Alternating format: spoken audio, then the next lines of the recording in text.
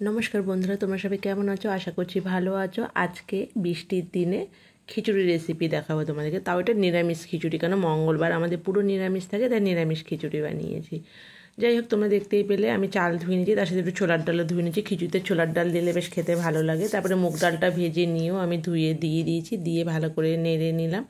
দিয়ে এবার ফুটছে, একটু যখন চাল আর ডালটা ফুটে গেছে তখন একটু আদা গ্রেট করে রেখেছিলাম সেটা দিলাম। আদা গ্রেট করে রাখার পরে আমি ভেজে রাখা আলুটাও দিয়ে দিলাম। আলুটা একটু নুন, লঙ্কার গুঁড়ো, একটু হলুদ দিয়ে ভেজে রেখেছিলাম। ওইটা ভাজা আলুটা দিয়ে ভালো করে নেড়ে নিয়ে তারপরে একটুখানি জিরের গুঁড়ো, একটু হলুদের গুঁড়ো দিয়ে ভালো করে নেড়ে নিলাম। নুনটা একটু আগেই দিয়ে দিয়েছিলাম। দিয়ে ভালো করে যখন চাল আর ডাল সেদ্ধ হয়ে গেছে তারপরে দেখলাম যে ভালো মতো সেদ্ধ হয়ে, তারপরে কড়ায় তেল দিলাম। তেল দিয়ে তেলের মধ্যে তেজপাতা, শুকনো লঙ্কা, একটু পাঁচফোড়ন দিলাম। নিরামিষ বলে একটু পাঁচফোড়নটা দিলাম।